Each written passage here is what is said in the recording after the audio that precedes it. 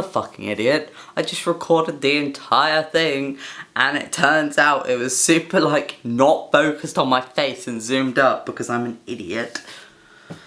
Ah, for fuck's sake. So I need to do this all over again. This is fun. Right. This is going to be a video of how it went and how I thought and advice at the end. You can either take this advice or you can't. But basically, I found these methods the best way to cope with anxiety or to cope with panic and pre-op panics, because I was very panicky and watched everyone else and it made me feel worse. Honestly, I got there, I was showing my room, my parents stayed there the entire time before I came out. I went and had my shower with this special soap stuff, because obviously your body needs to be like a certain type of clean, and obviously it needs to get rid of bacteria before you go into the operation.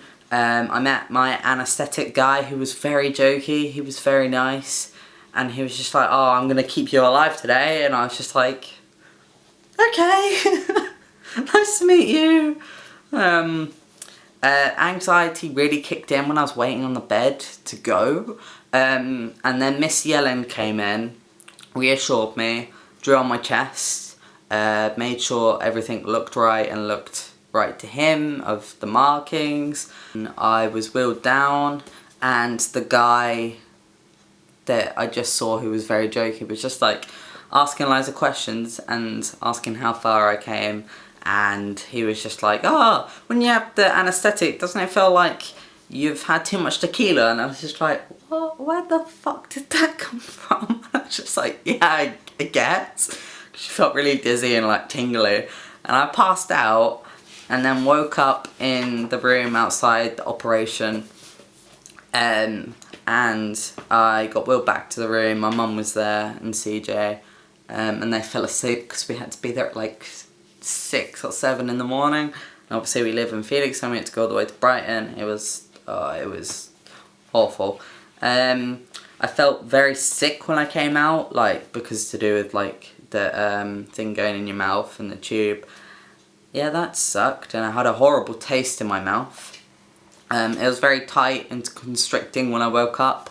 I'd say ask for as much morphine as possible, so then you don't actually feel anything. You just kind of feel it in your arms when you wake up, because obviously you have your cannula in your hand and you can't really drink your water, so my mum had to like feed me water, so I'd suggest getting someone to do that for you.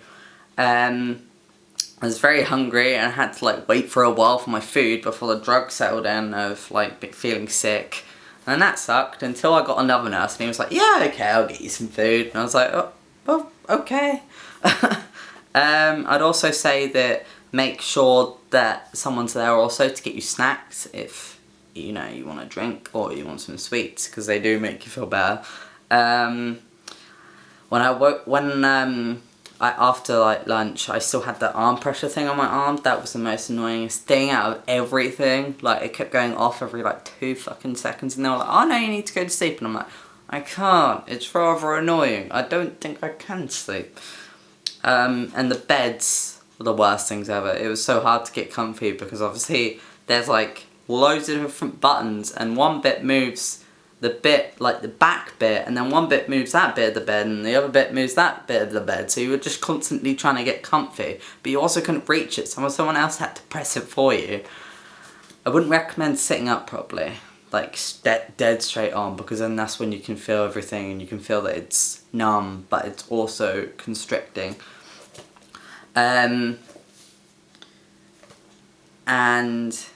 Right, and then after that we came home, obviously. Well, no, we had the night over, and the night over wasn't actually that bad. That's the most point I was panicking, because I don't like hospitals. And then afterwards, I'd say expect to take naps, because I was sleeping quite a lot, and that's obviously to do with the anaesthetic. When I felt pain, it was like different shots of pain.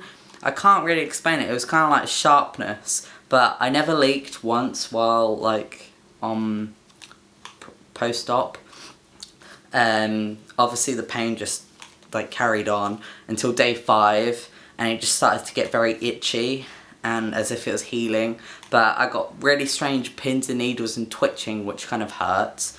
But the entire time I was obviously binded up. I could do all my exercises because I pushed myself.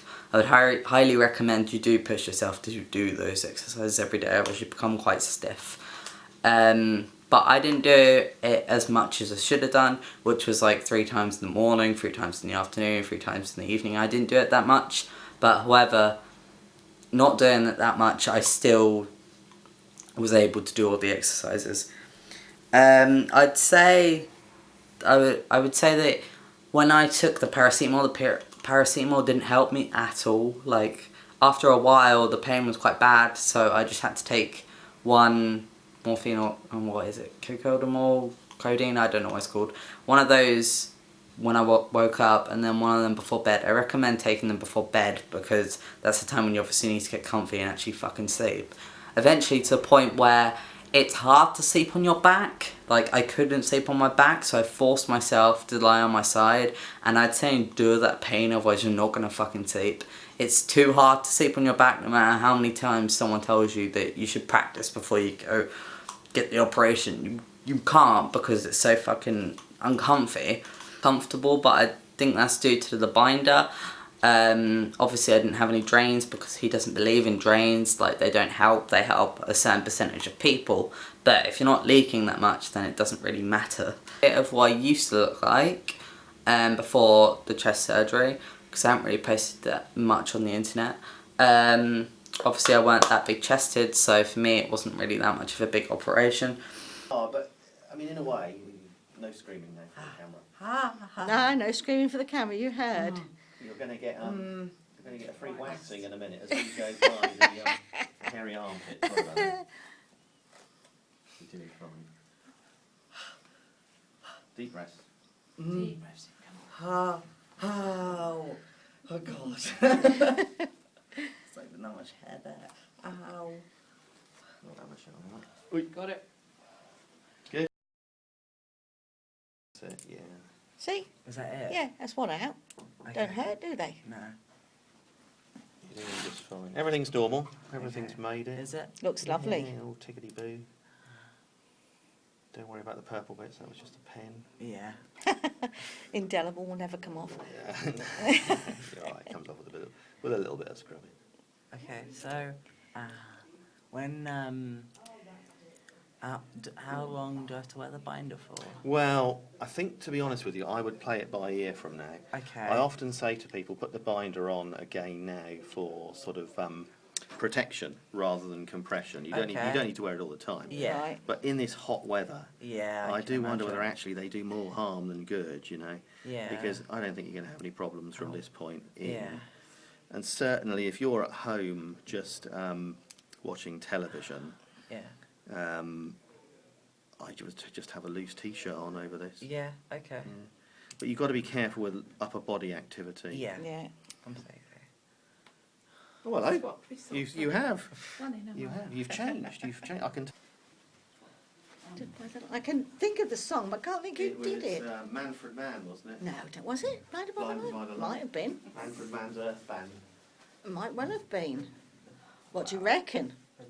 Isn't that superb? I don't really believe it. Isn't it superb? Well, I do believe it. It is there, obviously. It's wonderful. It's wonderful. It's like, I don't know, it's like it's always been like Mm. that. Right, this is my advice at the end of the video. I'd say understand your limits on how much you can move, but I would move as soon as possible. That's what my grandma did with me. It helps you get out, it helps exercise, it helps with distraction. It kind of helps lures you away from the pain, more so than being trapped in, because it's obviously not the greatest idea to do. And don't whine, don't complain as much as you can, because then obviously it hurts more. If you think it hurts, then it's gonna hurt more. But I think that's just how I feel about it. I would recommend, obviously, when you're post-op, like the first week, I recommend shallow baths. You're not going to get very clean, but at least your legs and your feet and your bits will be clean. Yeah, that wasn't fun. And then if you don't have a stand-up shower afterwards, I recommend having a shallow bath and then someone doing your hair, so it does wash your back and wash your chest, like slightly drip on it, and you can wash your arms better and under your armpits. Under your armpits was the worst thing ever that you couldn't wash. The only way and solution I found to do that is using a flannel, or like using like bubbles instead of like directly applying it to yourself. I can do that now, but I couldn't before. Pain eases off very easily after the binder. I didn't feel any pain really, unless I did something too much or I lifted something, which I didn't do because you were told not to. For me, it got a lot easier, and as you can tell, I have no stretching.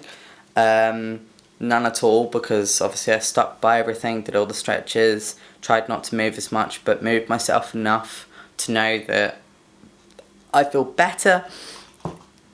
Personally, I love how it's not completely flat. Like here, like it is flat, but to the point where you can still tell it has breast tissue in it. I like how it's like that. It can't go down anymore, and I'm completely fine with it. It suits my physique, and for me that makes it look a bit more manlier and natural rather than just being all gone. As you can see, one of my nipples is out. Yeah, it's just a pepperoni right now. I don't know how to feel. I don't feel anything in it. It just feels warm, and a bit of flesh has been attached to it. It's crazy. And then that one's obviously sort of scab. I personally don't care if they're not like exactly the same, or they're not equal, or they're lower than each other, or I've seen so many videos where people are talking about that, and honestly I just go in with no expectations because nothing's going to be perfect. And don't panic too early, otherwise you'll freak yourself out and not want to do it. I was doing that at the beginning, but that's because I was watching so many videos that are sort of telling you about things that you should do, you shouldn't do, and those types of videos are what scared me the most, because I didn't think I was prepared for it whereas I was. You don't really necessarily need to prepare yourself for it. As long as you know it's the right thing for you, then you'll be fine afterwards. Don't compare yourself to anyone, because that's probably the worst thing to do. That's when you get expectations. But I would highly recommend a surgeon that you trust, and that you know that he's going to do a good job. Like, you know, you've seen stuff of his and you look at it and you're in love, because that's when a surgeon is going to be good to you. Basically what he told me before I went in, well, on the post-op, no, pre-op, was nobody is perfect, but I will do the best I can achieve. A male's chest, constructed and flat. Every male has some breast tissue, which he did to me, and he can't make it perfect, he can't make it symmetrical, but he will do the best he can, and I think he had the best ability along that big list. He's a very reassuring man, he's very positive, he's very down to earth. He kind of stopped me panicking and stopped me feeling worse than I did, and it was lovely. I couldn't ask for a better surgeon or a better way than it did, and I'm very proud of what I did. I'm proud that I did it now. I'm proud I didn't get scared. It was definitely a positive experience for me, and that's all I can really say about it. I hope I helped you, and if not, I'm sorry. And that's all I've got to really say about it. If you have any questions, ask me on my Tumblr. I will put a link down there, I guess. Or ask me personally, I don't mind. I could always put them in a video if you prefer for me to explain one-to-one, but I will probably update when everything looks better, or when it's all healed properly and I've started using bio oil. I'm going to start going swimming soon, so hopefully that will improve my physique. So basically that's all I've got to say. Thank you for watching. I hope I helped you or advised you or let you know what happened and shit. But yeah, I'm done.